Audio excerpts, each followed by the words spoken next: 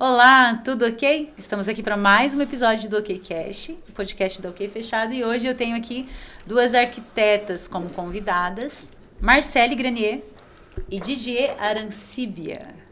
Isso aí. Perfeito. Perceberam que temos estrangeiros, né? Por aqui, né? Então, bem-vindas, meninas. Falem em português, por favor. Bem-vindas mesmo. E muito obrigada, Marcele, por trazer a Didier aqui para o nosso convívio, para o nosso meio. Eu adoro isso na OK Fechado, que cada convidado que a gente faz traz uma conexão nova. E essa é a riqueza, né, de uma plataforma imobiliária, que é conectar as pessoas, que é conectar as soluções, que é entregar para o cliente, para o usuário, o máximo possível de opções, de oportunidades. E uma simples... Vou convidar minha amiga que também é arquiteta, já traz toda uma riqueza aqui para o nosso trabalho. Didier e Marcele são arquitetas e também têm a mesma especialidade, que é na área de gerenciamento de projetos. Isso. Então, nós temos duas gêmeas aqui. Fizeram faculdade juntas, estudaram juntas, são amigas, então a gente vai ter muita amizade aqui, muito profissionalismo, muita conversa de conteúdo forte, porque a gente vai falar de um tema que é planejamento, que é projeto, que é um desafio na nossa vida comum, né? Projeto, planejamento já é um desafio na nossa vida normal.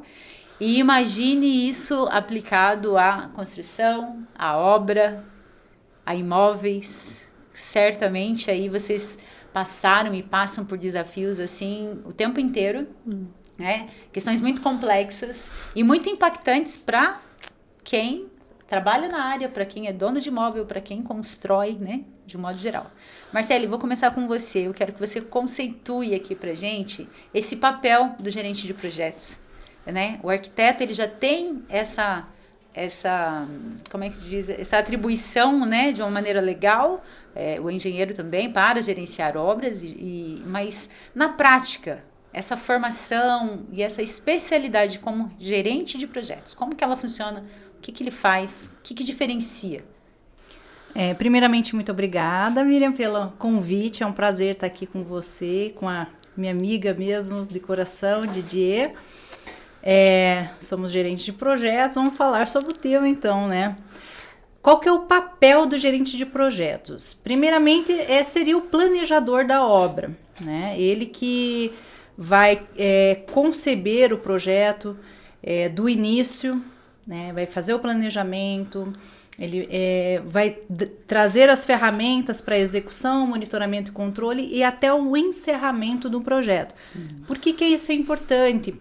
Para a organização mesmo da obra, senão fica cada um fazendo o que quer, a hora que quer, todos com um objetivo comum. O projeto, a gente chama de projeto, é tudo aquilo que existe uma entrega. Né? Então, qual que vai ser a entrega? No caso de uma obra, pode ser uma casa, pode ser um imóvel comercial, tem tantas possibilidades dentro da construção civil. Então, a entrega em si é o projeto. E você precisa estruturar esse projeto para que ele se realize. Então, você cria algumas etapas, é como você dividisse o projeto. Não dá para eu entregar tudo de uma vez. Então, eu vou dividindo ele em partes, dividir para conquistar, né? Muito bom. E aí, para você conseguir executar, ser exequíveis essas tarefas, para que a gente consiga entregar o projeto dentro do prazo, dentro do custo, dentro da qualidade, dentro de todos os requisitos que o seu cliente ou que as partes interessadas, os patrocinadores estão, eles aceitaram, né? Desenharam isso e planejaram. Exatamente. E aí, como você falou antes, vários tipos de imóveis, né? Tamanhos, finalidades, independe tanto a finalidade quanto o tamanho do imóvel, a necessidade de um bom planejamento e de uma boa gerência, né? De um projeto. Com certeza. O tamanho não é documento. Às vezes, uma obrinha pequenininha, mas que existem muitas interferências, precisa de um bom planejamento para ser exequível. Senão, se você não pensar em tudo que pode, todas as etapas e as interferências, você às vezes não consegue entregar aquilo dentro dos requisitos do projeto. E projeto, processo, a tarefa dentro do processo, explica para a nossa galera bem didaticamente mesmo isso aí. Tá. Imagine que o projeto é a vovozinha. E as tarefas são as mães, é a mamãe, e os processos são os filhotinhos. Né? Então, é uma hierarquia. O projeto é o todo, é a soberana, né? É o que você vai entregar. Dentro do projeto, você vai criar tarefas. Então, você pode ter alguns filhos, né? Dentro do projeto serão as tarefas. E dentro das tarefas existem os processos, né? O jeito de fazer. Exatamente. Por exemplo, vamos lá. A tarefa é executar o piso porcelanato. Isso é uma tarefa. Né? O projeto é a obra. O projeto é entrega residencial. Vamos lá, vamos desenhar, gosto de residência. O projeto é o residencial, uma casa residencial com porcelanato. A tarefa, uma das tarefas, porque tem várias irmãzinhas ali, né? Essa mãe gosta de procriar. E uma das tarefas é executar o piso do porcelanato. Dentro do processo, dentro da tarefa executar o piso porcelanato, existem processos. Processos de orçamento, né? Processos de suprimentos, de compras, de aprovação junto com a diretoria, né? Precisa liberação de verba para conseguir comprar o porcelanato. Então, a pessoa tem que autorizar.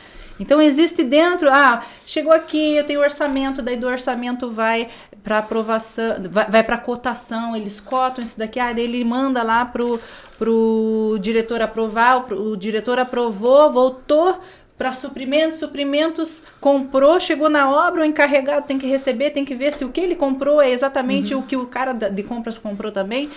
E aí, para chegar o material na obra, para daí ser acionado a pessoa que vai executar, se estão de acordo com o projeto. Então, assim, isso aqui é um processo, o desenho é um processo, dentro de uma tarefa que está dentro de um projeto. Então, o gerente de projetos, ele cuida para que essa hierarquia seja obedecida, essa ordem. São os processos, é o controle e monitoramento, né? Como que funciona, né? O processo tem... um projeto tem começo, meio e fim. Desse começo, meio e fim, tem o ciclo do projeto. Então, ele começa aqui na fase da iniciação, onde ele pega as autorizações, as pessoas necessárias. Depois, ele vai ali para a área de planejamento, onde ele define o escopo, envolve as pessoas que vão aprovar o escopo, vai fazer... quando que vai ser feito isso? Quando? Né? Esse é o cronograma. Quanto que vai custar? Esse é o custo. Qual que é o padrão de qualidade? Isso daí é a qualidade. Entendeu? Então, você vai, dentro disso aí é o planejamento. Vamos para a obra agora, execução.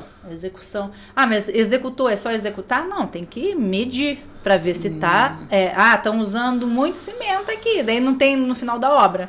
Você entendeu? Usou mais do que estava previsto. E isso pode ser não só na obra, né? Deixa eu terminar aqui, senão eu já... Mas assim, daí executa, monitora e encerra. Entrega, beleza. Isso aí pode também ser para processos de projetos, né? Que a Didi, ela é especialista nessa área. Ela pode explicar um pouquinho também, se ela se sentir à vontade, aí pode falar. Já ia perguntar mesmo, que já estava só esperando ver se você terminava.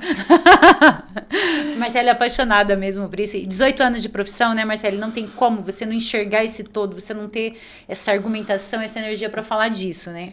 E a Didi aí com 16 anos de carreira, Didi, você diria que tem um... Eu acho que é 18 também. Mas é quando de gestão de projetos, né? Porque uma coisa é você fazer parte do projeto como arquiteta, né? Que esse é o... E outra é você gerenciar, participando da gestão de projetos. Sim. Né? E aí, esse tempo todo seu de gerência aí, você diria que existe um modelo ideal para gerenciar projeto? Eu, assim, quando comecei, né, na gestão de projetos, eu me encontrei com a metodologia do PMI, né? Tanto que a gente tem a certificação, né? Mas me encontrei porque quando eu comecei na indústria, tá? A gestão de projetos na indústria, antes do que fosse na construção civil. E na indústria tudo fez sentido quando a gente usou a metodologia do PMI. Então, para mim, foi uma conexão muito forte. Justamente todo esse processo que a Marcela estava explicando, da iniciação, do planejamento, do monitoramento e controle para um resultado conforme os padrões que o cliente pedia. Então, foi assim um achado, me apaixonei mesmo. Nunca mais fiz arquitetura de desenho, né? Porque aí vi que a gestão é muito mais divertida, na minha visão. Que legal.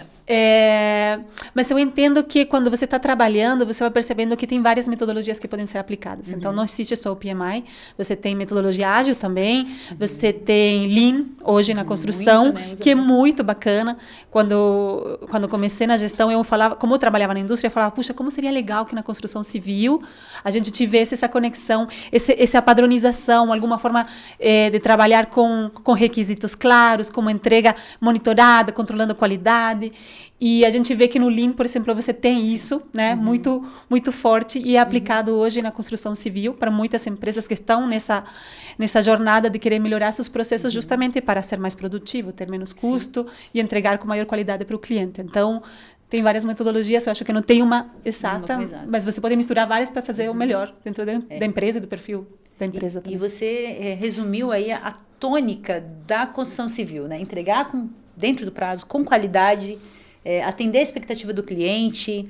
Então, precisa mesmo de todo um cuidado no micro até o macro e do macro ao micro, esse olhar, né? Não esquecer do projeto, de onde se quer chegar e estar fazendo o que tem que ser feito agora, né? Tem tudo isso. Aí a gente está falando, então, eu já enxergo as pessoas ali, tipo, quem é que precisa lembrar do que é o macro e quem que tem que ficar só de olho no micro? Existe essa função aí em equipe, dentro da gestão de projeto, vocês olham isso? O gestor de projetos é a pessoa que está olhando o todo, né? Nós temos um ciclo de desenvolvimento de um produto, né? Desde essa iniciação até o pós-entrega de uma obra, por exemplo, na qual você tem que planejar cada uma dessas fases, né? E a equipe, né, tem que fazer acontecer, né? Junto com o gestor de projetos, operacionalizar todas essas atividades, essas tarefas que a Marcela estava comentando. Então, um trabalho de muito engajamento, né? Todo mundo junto. Então, o gerente de projeto, ele é o chato, aquele cara que manda tudo, é isso? Pronto, resume? É um cara que, assim, ele tem que ter muitas habilidades, porque para você poder olhar o todo... Ele vai ter que olhar tudo, ele vai ter que tempo olhar o inteiro. todo, mas também delega muito. Isso. Né? Ele precisa delegar, precisa ter pessoas que ele possa confiar essas tarefas. É o pai, né? Delegar para as mães, né? Por quê? Porque, imagine só, existem tarefinhas lá que são caminho crítico. Se ela atrasar, atrasa tudo. Então, as pessoas que estão executando essas tarefas, elas têm que ter muita responsabilidade.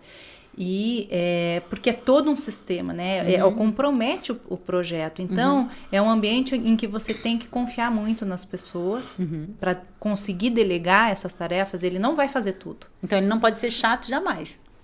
Na verdade, ele mesmo com a colaboração. Tem que contar com a equipe. Tem que contar com a equipe, tem que ser o cara legal. Mas assim, não é um cara legal assim que passa a mão na cabeça. Olha, é engajar. Liderança, então. Liderança. Ele é um líder, ele tem que engajar as pessoas, faz parte do líder, né? De engajar as pessoas, de fazer com que elas tenham a visão do projeto, a visão de onde elas estão inseridas, o objetivo, trazer propósito para elas, porque ninguém manda em ninguém, né? Mas faz aqui que eu mandei! Não existe mais isso. Aí você tem que ter o engajamento. Tem que conhecer a pessoa, tem que conhecer a tua equipe e tem que ter confiança. E a tem palavra que ter, para mim, acho que é a confiança, você confiar nas pessoas e assim, é uma troca, né? Não é um unilateral. Você confia numa pessoa, mas tem que ser unilateral, das duas partes. Das duas partes, né? Exatamente. Não pode ser. Então, ele precisa entender tecnicamente de projeto, de obra, de tudo. E ainda entender de gente. Sim. Mais de gente ou mais de... Mais de gente e de processo, né? Você não precisa ter um gerente de projetos que seja conhecedor, né, dessa técnica necessariamente, né? Você pode ter um gerente de projetos que trabalha na construção civil, poder estar gerenciando um projeto de TI, por exemplo. Mas é importante que essa pessoa se inteire, né, do assunto para poder gerenciar as atividades que estão envolvendo um projeto. E gerenciar muito bem os entregáveis, né, os requisitos desse projeto e as equipes. Exatamente, manter as pessoas engajadas, fazer o que você disse de levar ela a se manter na visão do projeto, a entender o porquê, a fazer com propósito, a fazer aquilo que precisa ser feito e com vontade de fazer. Exatamente. Né? Então, é liderança mesmo. E aí, já que a gente está falando em liderança, existem vários perfis de liderança. Existe, Marcele, assim, um perfil que ele conecta mais na gestão de obra ou de projeto, seja como for? Com certeza. O perfil que eu vejo que as pessoas se conectam mais é aquela pessoa que tem o conhecimento, o especialista. É importante o cara saber um pouco do que ele está fazendo. Faz sentido. Por quê? Imagine que você tem uma equipe enorme, multidisciplinar. E você precisa que a pessoa execute uma tarefa. Você tem que saber as ferramentas, você tem que saber do que você está falando. E principalmente na obra, por exemplo, temos os especialistas lá da obra, né, os engenheiros e tal. Como que você vai conversar com um engenheiro? Ele vai trazer um problema de obra para você e você vai ter que ajudá-lo a trazer soluções. E se você não tiver conhecimento nenhum, você não consegue ajudá-lo. Ou a jornada fica mais pesada, né? O Fica fica mais pesado. Fica Então, mais pesado. a liderança no perfil especialista, ou seja, o cara precisa ser um entendedor mesmo, Sim. autoridade no assunto, dominar. E tem que ser um cara que inspire. Uma cara também, né? Claro. Sim, Tem uma pessoa. tem que ser uma pessoa. Você Porque vê como quando a gente fala de autoridade, a gente remete para o masculino, né? Mas eu acho que é mais a nossa mentalidade, assim, a nossa crença, né, patriarcal, assim. Pode é muito ser. masculino, né? é um ambiente masculino. É um ambiente masculino. Né? Hoje a gente já de tá energia mudando. masculina. Sim. Porque a gente diz assim, não significa que uma mulher não vá fazer, ela não possa fazer. Mas é uma questão de uma energia mais masculina, né? Que, de certa forma, você acessa, utiliza, né? No momento certo, na dose certa também, certamente. Exatamente. Tem que ter a dose certa de empatia. Temos que ter empatia para entender os problemas, mas também não puxar os problemas. A gente tem que desenvolver as pessoas para que elas antecipem os problemas, que elas pensem por si só e não simplesmente sejam um leve trás de problemas. Então, Nossa, é um desenvolvimento humano ali que precisa em todas as áreas ali do projeto. Bastante. E aí, assim, É um gestão... exercício. Por onde começa a gestão da obra em si? Didi, pode ir. Então, a gestão de obra faz parte de um processo de desenvolvimento de um produto, de um projeto, né? Então, ela começa lá no planejamento, lá no início, até quando a gente fala, por exemplo, no início a gente comentava um pouco do planejamento, né, desse projeto, a gestão de obra começa lá. Você tem os projetos a executar, você tem um planejamento de obra para fazer acontecer, tem um budget, né, tem um orçamento para fazer acontecer. Então, todo esse pacote de trabalho que foi feito antes, a gente chama muito onde eu trabalho de engenharia montante, né? Todo o trabalho que você faz antes de iniciar a obra é o trabalho de gestão de obra antecipado, né? A obra, na verdade, tem que se dedicar a executar algo que já foi planejado. A gente às vezes fala da questão da criatividade na obra. A gente tem que ter criatividade para solucionar problemas que possam acontecer, minimizar riscos, mas não mudar o que foi planejado em si, né? Então, aqui no Brasil a gente está nesse desenvolvimento, mas lá fora tem muita gente que fala, né, que você desenvolve planeja muito mais tempo do que você executa. Sim. E isso faz muito sentido, né? Eu trabalho numa construção virtual, por exemplo, eu estou planejando tudo de forma antecipada antes de acontecer na obra. E aí a gente tem que, como gestor de obra, com toda essa bagagem de gestão de pessoas, gestão comportamental e técnica, você tem que ter esse jogo de cintura de, às vezes, o que sair dentro do planejado, você saber contornar, né? Mas a gestão começa antes. Então, a gestão começa lá no planejamento mesmo, quando nem... Ainda não existe obra. Não existe obra, é que começa a gestão da obra. Também. E é um paradigma, né? Na verdade, uma mudança de porque mindset, isso mesmo. Porque não é assim na prática, né? Não, porque a gente quer fazer logo. Vamos fazer. A gente é muito Exato. bom de sair Resulta- fazendo, né? E o consumidor final também tem essa visão já. Se a gente for pensar no consumidor, no cliente casa, né? Ele só começa a ver o dinheiro saindo ou o investimento valendo a pena na hora que o tijolo está na obra. E é por isso que engenheiros e arquitetos também têm um caminho longo para serem percebidos como essenciais em uma obra. É ou não é? Verdade. E assim, hoje já tem algumas tecnologias que a gente consegue dar uma visão para o cliente, como vai ficar a obra, né? Graças a esses 3Ds, esses softwares aí ajudam muito, porque o que acontecia há muito tempo atrás, onde a gente não tinha ferramentas? Que pela experiência, né, nesse tempo, não existia-se tanto, mas não era difundido tanto. E era muito caro, muito moroso para poder fazer obras pequenas nesse sentido, né? Que eu comecei com obras pequenas. Aí chegava na obra, mas não era isso que eu queria. Eles não conseguem visualizar como vai ficar. Sim. Quanto mais você levar para o seu cliente, mais perspectivas, hoje você consegue entrar, fazer um 3D ali, eu já digo um 4D já, você se sente, já daqui a pouco põe um óculos, hoje em dia já tem... Já está dentro da casa. Já está dentro, você pode virar, então a tecnologia está ajudando muito a isso, para as pessoas conseguirem visualizar.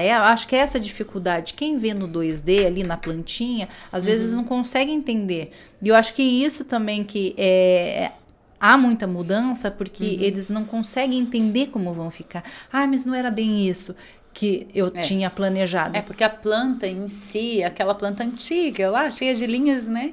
Não é fácil de observar para quem não tem esse recurso já desenvolvido, né, dentro do seu conhecimento. Né? E pode perguntar para o pessoal de vendas.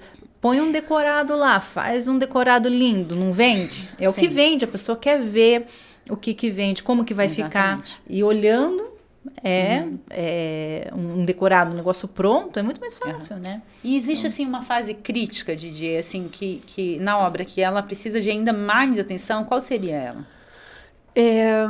Bom, tem que executar conforme o planejado, né? Então, eu acho, na construtora que eu trabalho, né, nós temos uma situação de personalização, por exemplo, quando a gente fala de cliente. Acho que esse é um momento crítico, né?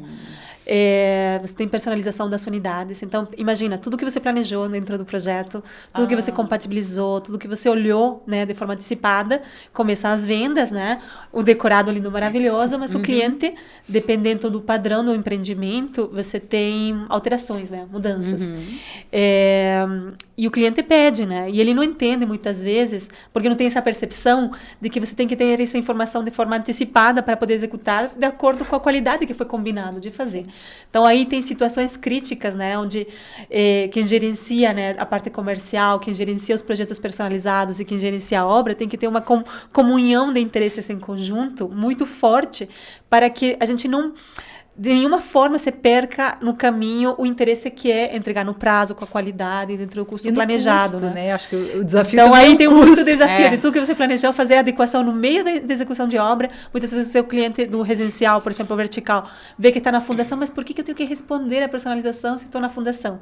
Porque tem uma sequência de trabalhos de contratação de material, tem uma sequência de trabalhos aí de execução, de planejamento de projeto, etc., que tem a ver com muito desafiadores. Na estrutura, podem interferir na laje. Então, eu quero falar um pouquinho ainda sobre isso que você falou de tecnologia e compatibilização, mas a gente está falando de cliente, e aqui eu pesquisando, né, para bater um papo com vocês, que eu fiz a minha lição de casa, né, para não parecer assim, não ficar boiando, porque gestão de projeto e gestão na obra ainda por cima, sem dúvida não é um tema que qualquer pessoa pode falar sobre, né, e com propriedade.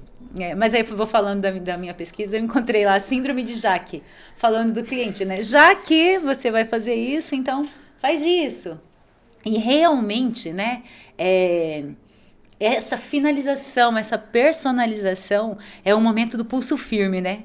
Se o profissional é autônomo, né?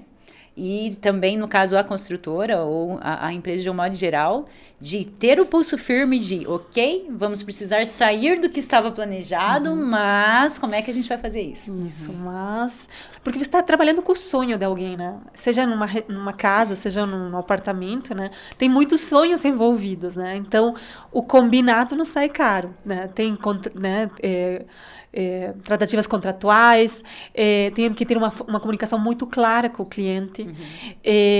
Você se estende no prazo, tem custos envolvidos, né? Seja para um profissional autônomo, seja na gestão de uma construtora, de uma incorporadora. E quando você trabalha, por exemplo, de edifícios residenciais verticais, você tem mais tantos clientes, né, que estão esperando a entrega de um empreendimento. Então, esse já que existe, o cliente é muito importante, por isso que existe o negócio, né? Então, ali é muito jogo de cintura, né, e muito alinhamento. Eu sempre volto a essa questão do alinhamento comercial, muito alinhado com o que está sendo feito e executado, né? Comunicação. Comunicação, exato. E já respondeu aqui a minha próxima pergunta. Eu ia perguntar, né, como que se antecipar, como antever essas expectativas utópicas, ou seja, assim, possivelmente, mesmo que você tenha mostrado para ele em um 3D, no meio do caminho lá, ele viu algo que era parecido e ele tira uma conclusão lá, né? Fala, né, acho que lá em casa vai ficar assim. E aí você realmente, né? Bom, se é né? Utópico, eu já falo, já não dá para realizar, né? Olha. Mas e aí, exato. E aí, como dizer isso para o cliente? Olha, existe um exercício ali e mostrar. Se você tiver embasamento técnico para, olha, a mesa flutuante que você quer fazer, ela precisa de um apoio, né? Essa abertura que você quer fazer, aonde você quer, existe um pilar. O pilar, se eu tirar esse pilar, a casa pode cair. Se a casa cair, o teu sonho não vai ser realizado. Então, a gente tem que trazer um pouco de realidade, mesmo de firmeza. E assim, a engenharia pode tudo, né? Você até pode tirar um pilar se for necessário, mas você substitui por outra coisa que tem custo, que está fora do planejado. Exatamente. E também tem uma conscientização em cima disso, né? Exatamente. Dá para fazer. Não, vão tirar esse pilar, tudo bem. Tá, mas aí a gente vai ter que colocar uma viga metálica ali de 15 metros.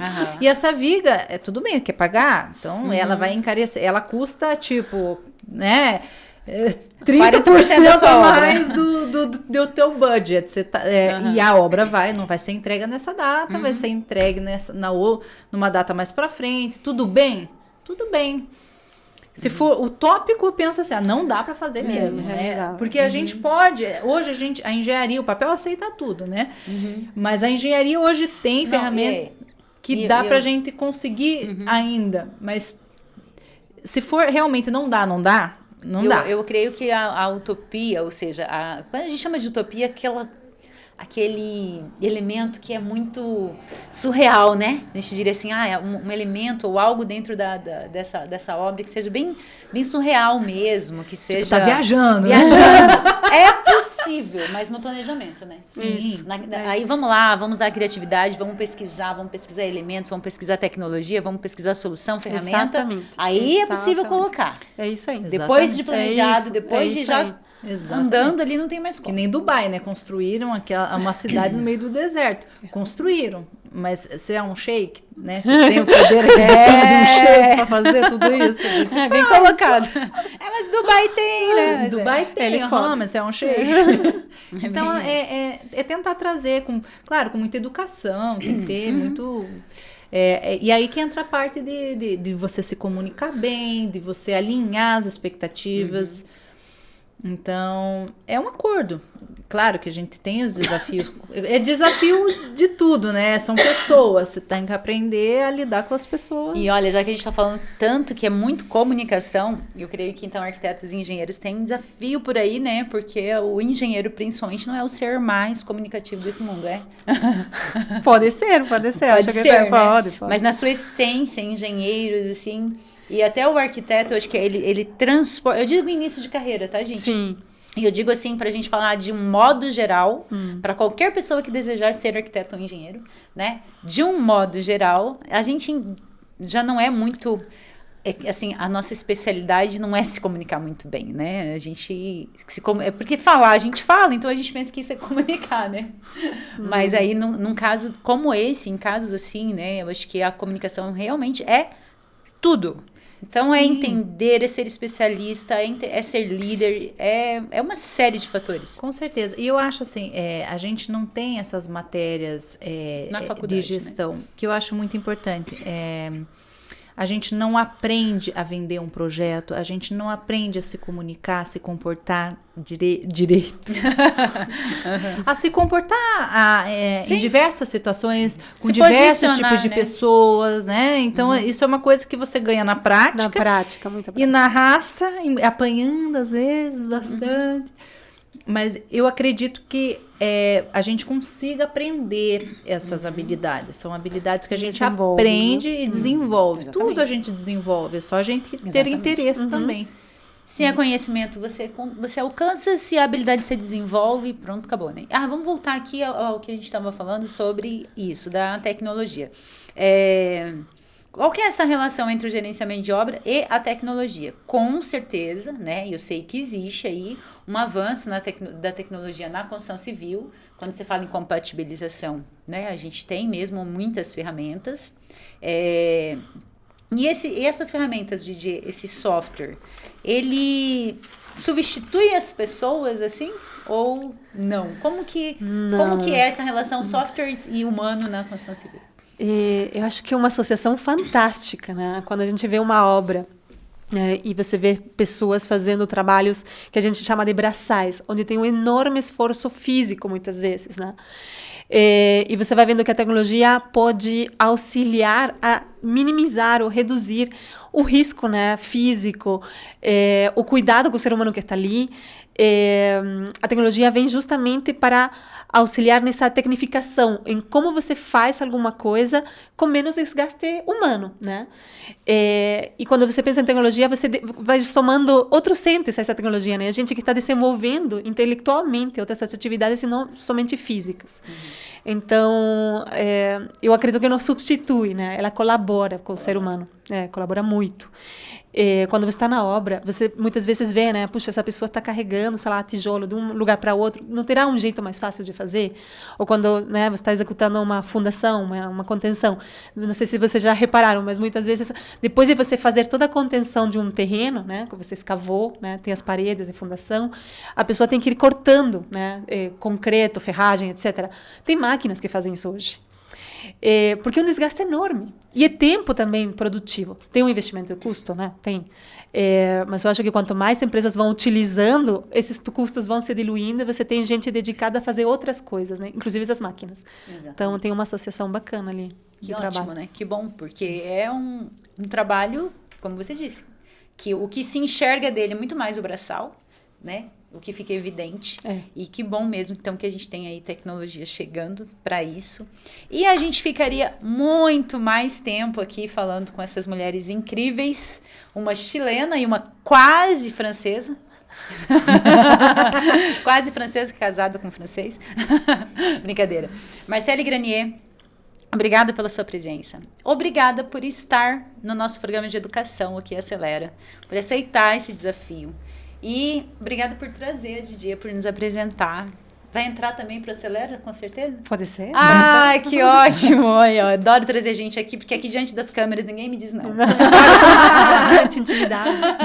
Ninguém me diz não. E os nossos estudantes, os nossos acadêmicos agradecem, e os nossos clientes construtores agradecem mais ainda nós estarmos assim assumindo esse papel de preparar. Como você disse, sai da faculdade muito cru, precisa estar preparado, precisa ser preparado, não estar. Estar não tem como, terminou 5 anos de faculdade de estar pronto, mas ter a oportunidade de ser preparado e essa oportunidade que vocês também têm de transmitir o que construíram, né?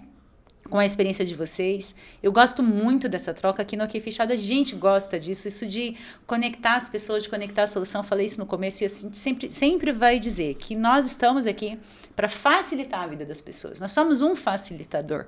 Então, a gente facilita quando proporciona momentos como esse, que coloca vocês aqui conectados com a nossa audiência. Vocês vão ter a descrição dos contatos da Didier, da Marcele, na descrição do vídeo. E a gente também vai aparecer aí nos stories, recortes desse conteúdo. E então, assim, já estão convidadas para os próximos episódios, tá? Já, Obrigada. porta aberta aí para vocês sempre. O papo é riquíssimo mesmo. A gente poderia ficar mais tempo falando. Mas hoje foi só um esquenta. De tecnologia temos um mundo para falar. Isso, vamos nos encontrar aí pelo Instagram, né? Pelo YouTube. E vamos dar continuidade nessa conversa e trazer muito mais conhecimento, muito mais informação e acesso, né? A essa experiência que a gente tem de vocês. Eu tenho falado, acho que eu falei antes também, esse podcast está sendo gravado aqui em Curitiba, no Paraná. Então, nós temos aqui uma paranaense, Terrinha. uma chilena. Você é já chilena curitibana. mesmo? Já curitibana há muito tempo? Faz muito tempo. Muito tempo. Com então. muito sotaque, mas é muito Eu tempo. acho que ela é mais curitibana do que chilena. Eu também acho. Pelo tempo já Muito mais tempo aqui do que lá. Então, isso aí, essa riqueza de ser humano, né? É o que nos engrandece e é o que faz todos crescerem.